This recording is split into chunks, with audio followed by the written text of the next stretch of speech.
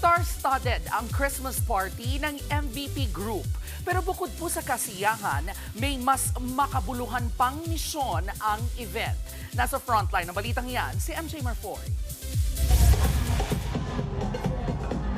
Christmas party with 200 stars. Ganyan ka-powerhouse ang Merry ang vibes ng Pasko celebration ng the MVP Group of Companies sa Smart Araneta Coliseum kagabi.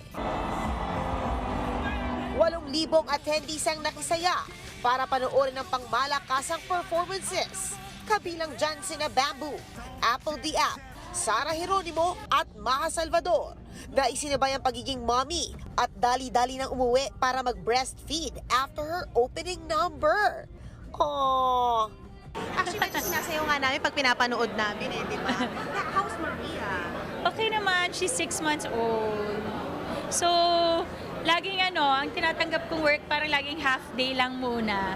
Hindi whole day because yung kalahating araw, syempre sa anak ko. Present din ang buong Bulak family, si Papa Piolo Pascual at OPM greats na sina Concert King Martin Rivera at Jed Madela.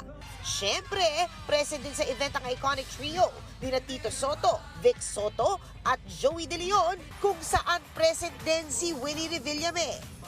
Maging si two-time Olympic gold medalist Carlos Yulo at iba pang Olympian at sports personalities na kimerry ang vibes. May pabuenas pang 10 million pesos ang MVP Group kay Kaloy. Hindi rin nagpahuli ang puwersa ng One News, One PH at News 5 family. Hindi lamang ito para sa mga kababayan natin, para magbigay saya tayo, pero yun nga yung focus, para magkaroon ng pagkakataon, makatulong tayo sa mga kapatid natin na nasalanta ng bagyo. And also, hindi lang tayo sa MVP Group of Companies ang pwedeng tumulong, pati yung mga nanonood sa atin. Pwede sila mag-participate. Anumang halaga po yan, paulit-ulit nating sasabihin, walang maliit na halaga, di ba Tito Sen? Oh, yes. Pag pinagsama-sama natin yan, marami tayong matutulungan. Mapupunta sa mga corporate social responsibility arm ng MVP Group o tulong kapatid ang malilikom na halaga mula sa concert na ibabahagi naman sa mga nasalanta ng sunod-sunod na bagyo. Gayon din sa mga apektado ng pagputok ng Bulkang Canlaon. Ito yung mga one of the very first times na yung buong MVP Group is really trying to share yung joy ng Christmas eh. Diba? Kaya nga yung title, Merry ang vibes ng Pasko. Kinilala rin ang mga empleyado ng MVP Group na nagpakita ng husay sa kanilang mga trabaho. Masaya because everybody's happy. Most of them stayed to the end of this program. Yeah. Mapapanood ang buong Merry ang vibes ng Pasko Christmas special ng TV5. 5:30 p.m. sa December 15 at 22 sa TV5.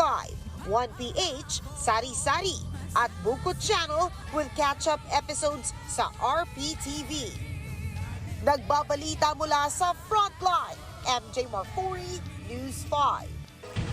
Mga kapatid, ito po ang inyong K-Alaman Queen, Kalad Karen. Always remember na ang K-Alaman ay K-Yamanan. Kaya para sa latest showbiz news at dagdag impormasyon, mag-follow at mag-subscribe sa social media pages ng News 5. Okay?